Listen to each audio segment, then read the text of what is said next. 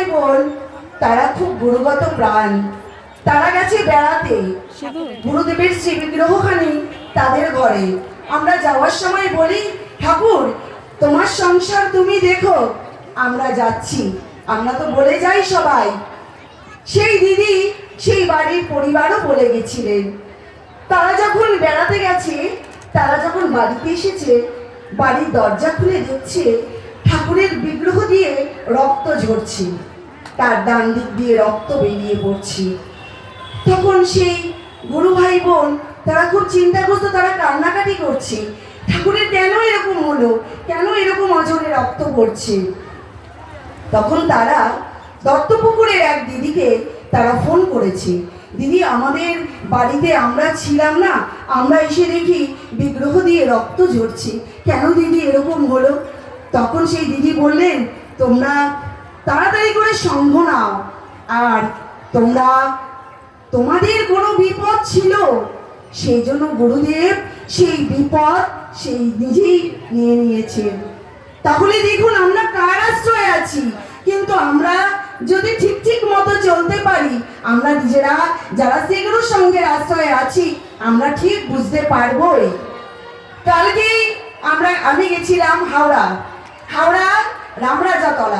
রামরাজাতলা যখন আমরা নেমেছি, আমাদের বাঘাযতীন থেকে এক গুরুবোন গেছে, উনি একা গেছেন। উনি নামবেন সাঁতরাগাছি, দুটো ঠিকানা, সাঁতরাগাছি নামিয়া যায়, রামরাজাতলাতেও নামা যায়। সেই দিদি কি করেছে, একা, আর ঠিক রামরাজাতলা থেকে ট্রেন ছেড়ে দিয়েছে, আর আমরা রাস্তা ক্রস করব, সেই ট্রেনটিও ঠিক সেই জায়গায় থেমে গেছে। আর ওই দিদি এবার নামবে, চিন্তা করছি আমি কি করব। আমাদের গুরু ভাই বোন সবাই, আমাদের গুরু বোনেরা সব, আমরা 12-13 জন ছিলাম। সেই দিদি নামবে কি নামবে না, চলন্ত ট্রেন ছেড়ে দেবে। তখন এক ভদ্রলোক অল্প বয়সী বলে, মাসিমা আমি আপনাকে ধরছি। উনি নামিয়ে দিলেন, আমরা দুজন ধরে নামলাম। তাহলে দেখুন ঠাকুর আমাদের সঙ্গে সবসময় থাকে, সেই জন্য সঙ্গের মধ্যে খুব হুঁশিয়ার। আমরা যা করব, আমরা কি হয়েছে আমরা বলতে পারলাম না, করতে পারলাম না, আমরা যদি এই জন্য আসি না সঙ্গে, আমরা আসি সঙ্গের রস নিতে, সঙ্গের আস্বাদন করতে। এখানে এক গুরু ভাই বোন আরেক গুরু ভাই বোনকে আমরা যেন কাউকে ঠাকুরের কাছে প্রার্থনা জানাই, আমাদের প্রত্যেককে ভগবান তুমি সুমতি দাও, আমরা যেন কেউ যেন কোনো অন্যায় না করি এই সাধন ভজনের জায়গায়। আর কিছু গুরু কথা তো বলে শেষ করা যায় না। গুরু কথা বলার মতো স্পর্ধা আমার নেই, আমি সবার থেকে নিচে, একদম কি বলবো, সবার পায়ের তলায় আমি কিছু জানি না।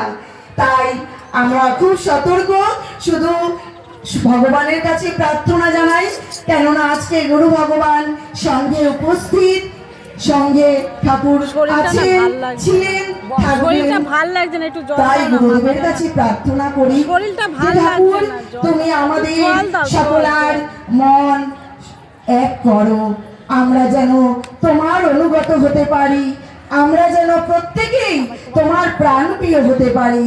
আমাদের সবার মধ্যে বিশ্বাস দাও, ভক্তি দাও, আর দাও নির্ভরতা। এই বলেই আমি এখানে গুরু কথা রাখছি। শ্রী গুরু জয়, শ্রী গুরু জয়, শ্রী গুরু জয়।